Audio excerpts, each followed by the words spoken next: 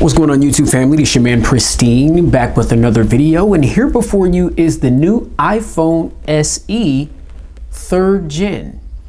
These are my first initial thoughts and impressions after getting my hands on the device. Finally, this thing is pretty much sold out everywhere. It's on back order, and I was able to stumble across one yesterday, and I mosey on down to my local Best Buy and picked it up, and it was the last one.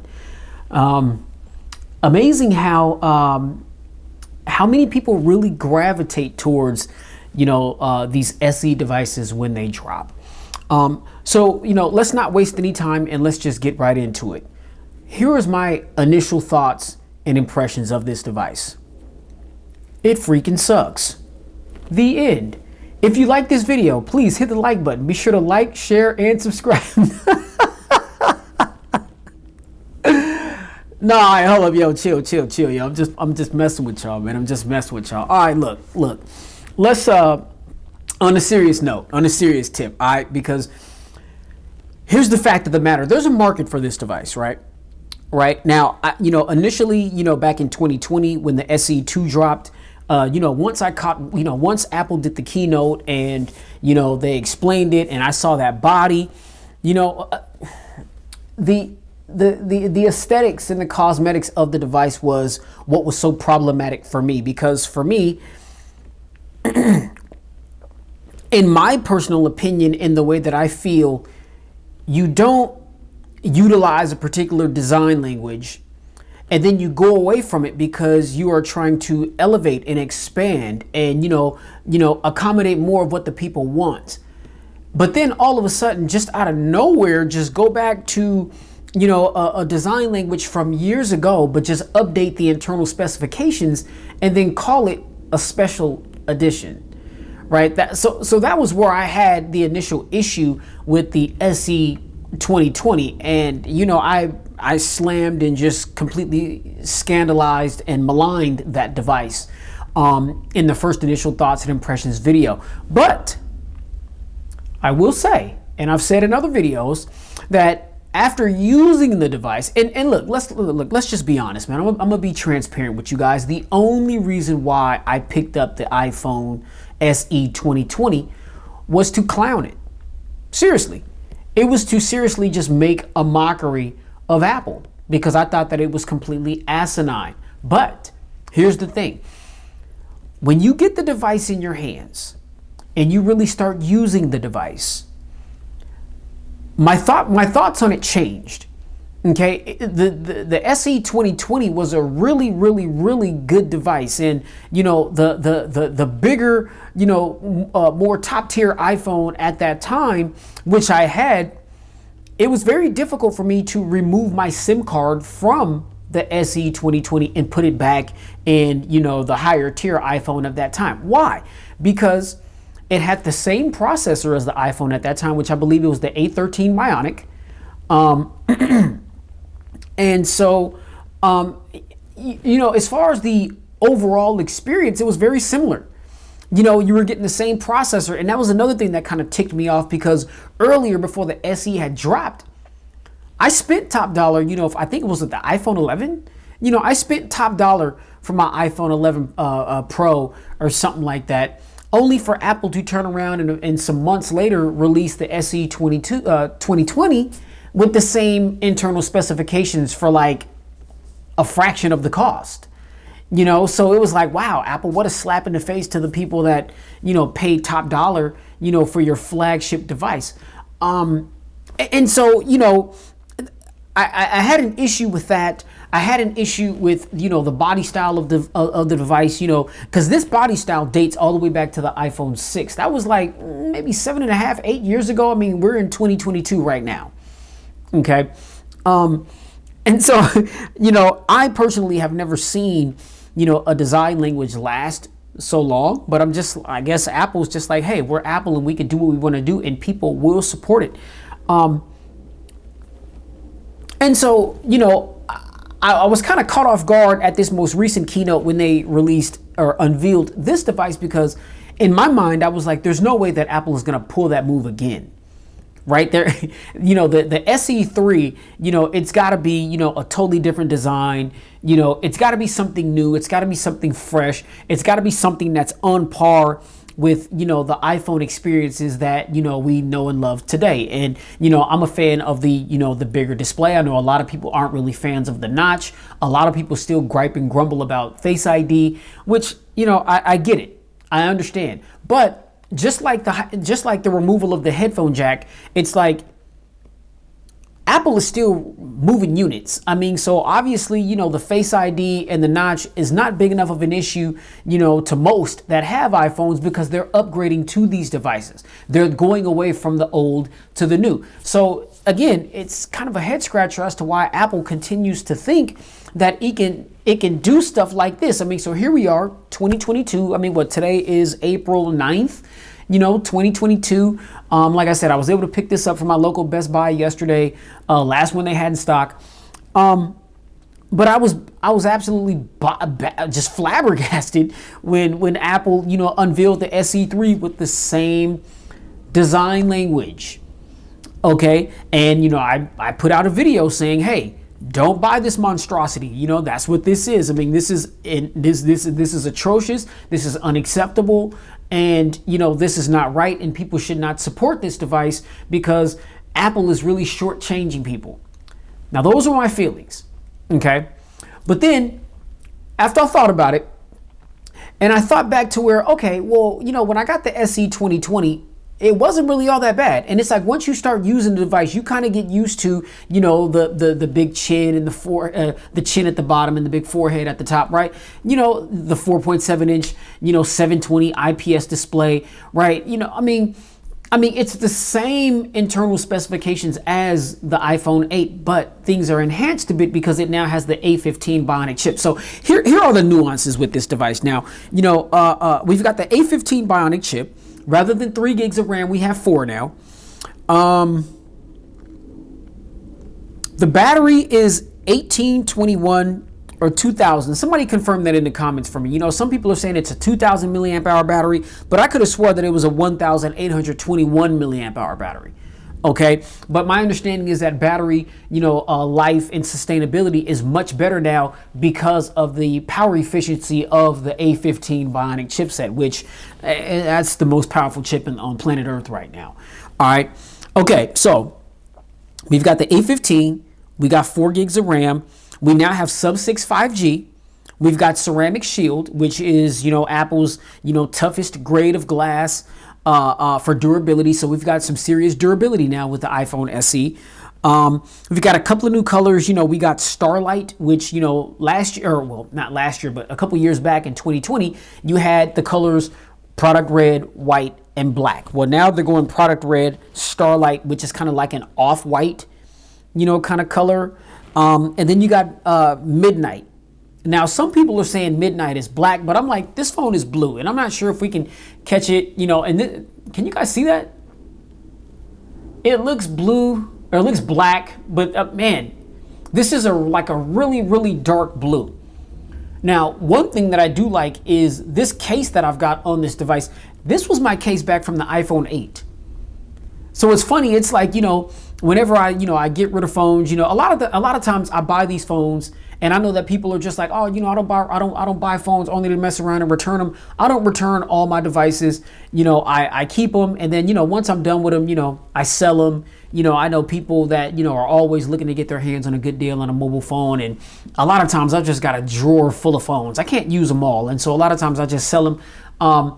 But I don't know, for some reason I always end up keeping the cases. Well, luckily for me, because I was able to, dig it out of the box in my garage where I keep a lot of these accessories for devices that I no longer have, and boom, I don't have to go spend additional monies on a case. And the case fits nice and snug. All the cutouts and everything are precise because, again, this is the iPhone 8's body, just with updated specifications. Now, see, there you go. Now, if you look at the notification switch, can you see now? That's blue, right? That looks blue, like because the side of the case is black for sure. So that blue, what you're seeing right here for the notification slider, that's the actual color of the device. And so Apple is calling that midnight. I'm just calling it midnight blue. Okay, it's a dark blue, but I like it. I mean, initially I wanted the product red, but they didn't have it in stock. And like I said, these things are just flying off of store shelves. And so I was like, well, let me quit playing around and get my hands on this joint before I just not be able to get it. Now, here's another thing that's very interesting too. According to different sources, Apple, they've cut production by like 20%, I believe, on the SE, because if I remember correctly, they were saying that sales just weren't, didn't really take off like Apple expected. But these things are still moving major units. And so it kind of makes me wonder, okay, well, what exactly was Apple expecting, upon launch of this device? Because it's the cheapest iPhone that you can get your hands on. It starts off at $429.99 for the 64 gig variant. You've got a 128 gigabyte variant for $479.99, and then you've got a 256 gig variant for $579. Okay. Kind of wish that the 64 gig variant did not exist and it started off at 128 for $429. Like that would be, that'd be a deal right there. Like that'd be, some pretty good value right there, because you're getting double the storage, for $429. Like that'd be dope. You don't have the ability to expand the storage. So if you want that higher gigabyte variant, then you're going to have to pay more money. Now, here's the thing that is so trippy to me. I'm always paying attention to people's cell phones. Okay. I'm at work. I work in an operating room, right? I work in anesthesia, and so, it's interesting. I've just really lately been paying close attention to the devices that my coworkers are using. And ladies and gentlemen, you will be surprised of how many old school iPhones that I've seen with this home button around the hospital. And so I asked, like, hey, what iPhone is that? iPhone 6, iPhone 8, iPhone 7. And I'm like, okay, well, you guys don't feel compelled to upgrade? Once we've got all these newer variants out there. Oh, well, I like the form factor. I like the body style. It's nice and lightweight. It's powerful. I like the Touch ID. I'm not really a big fan of the whole Face ID thing. There's a lot of people that really feel like Face ID, the man, right? The so-called man is spying on them.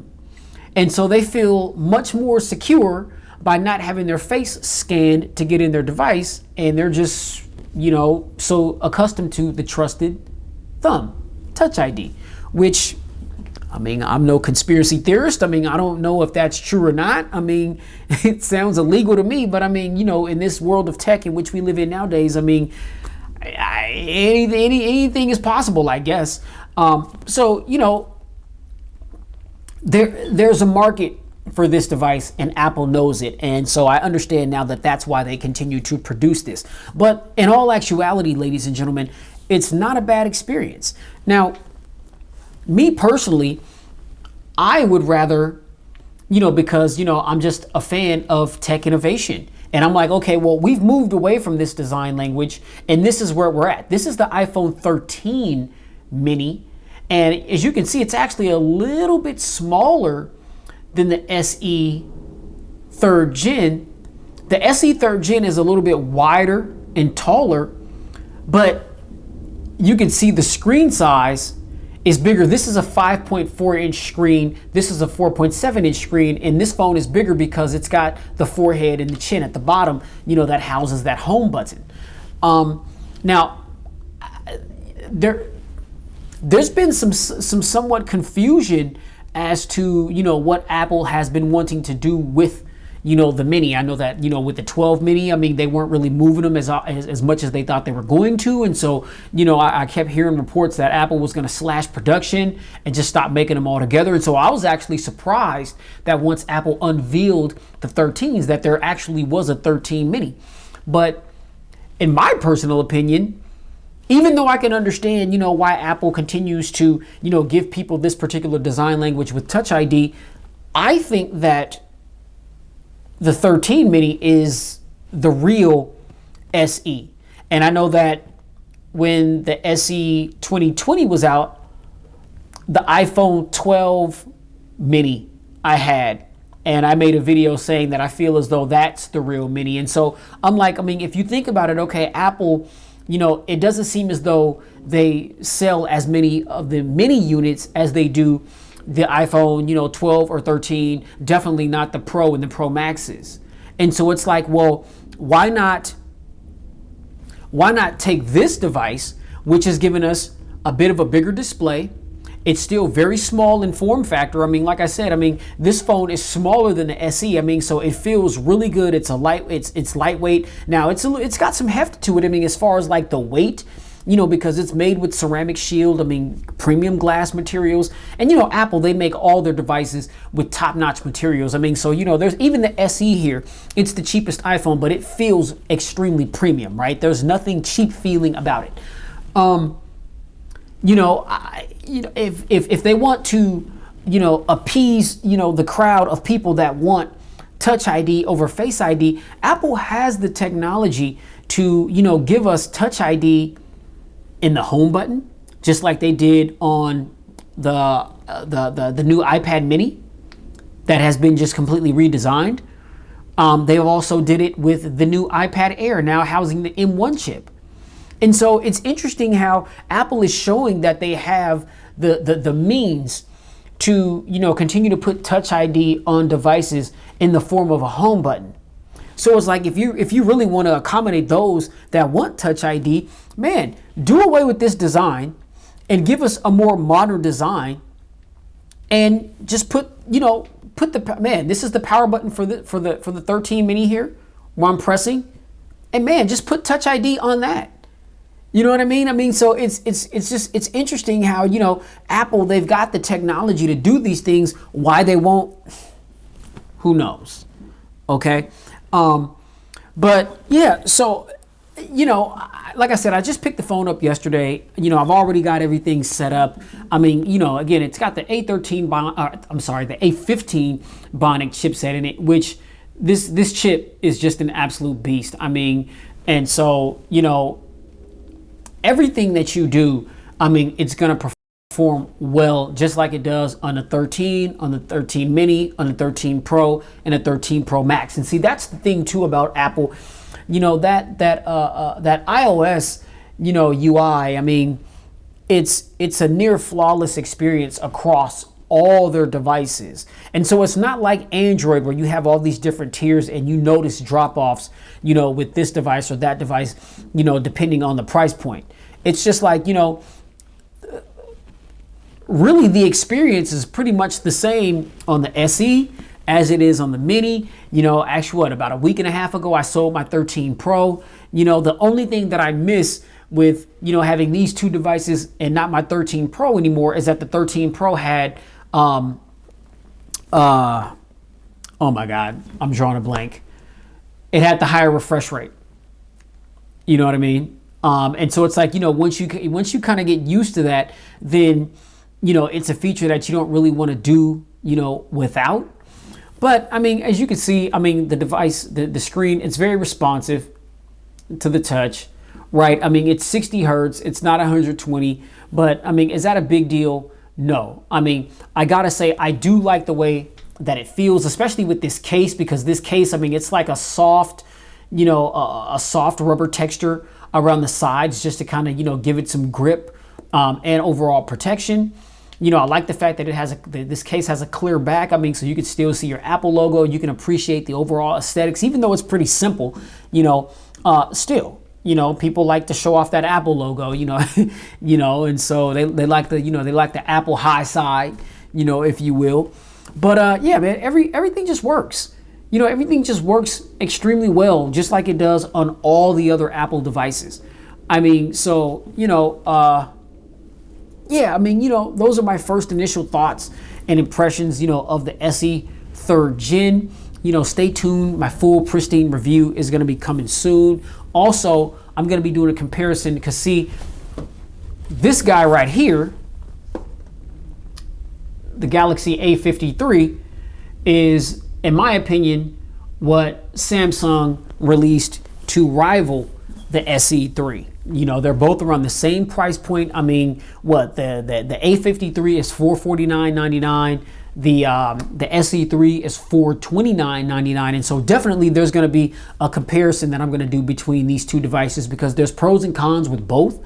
And so, I'm gonna drop a video, just talking about both, doing some comparisons, talking about the strengths of the third gen SE over the 53, and then talking about the strengths of the 53 over the third gen SE. And hopefully, that either of you that are out there that are in the market for either of these two phones, but you can't quite make up your mind, hoping that will help you make an informed decision.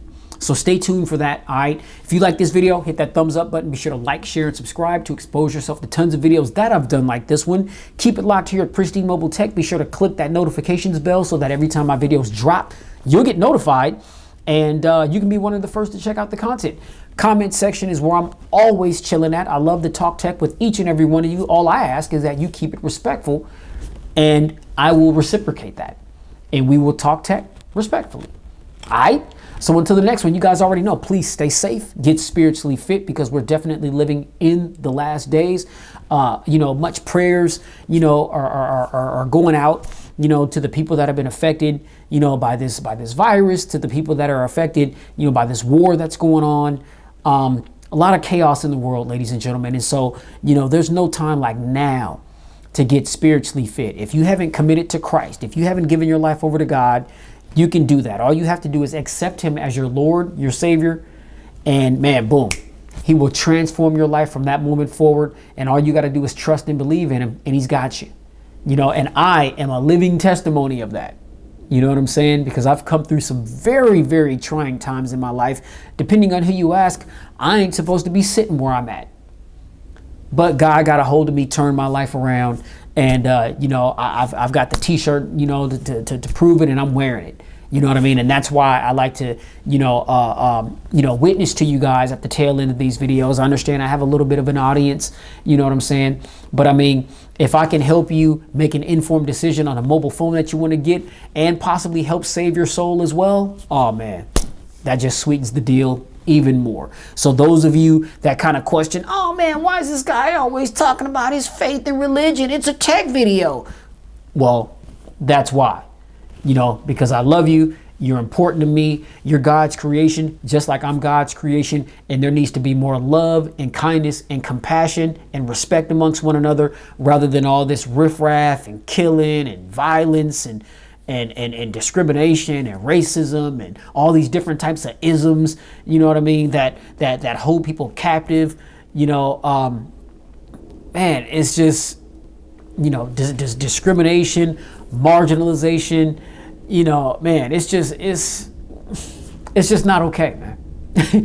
This world it's a sick world in which we're living in, you know what I mean? But in order to help navigate the evil and the foolery, spiritual fitness, and asking God to take the wheel of your life and let him guide you, you'll be straight. You'll be straight. And I'm speaking from experience. All right. Catch you on the next one. Peace.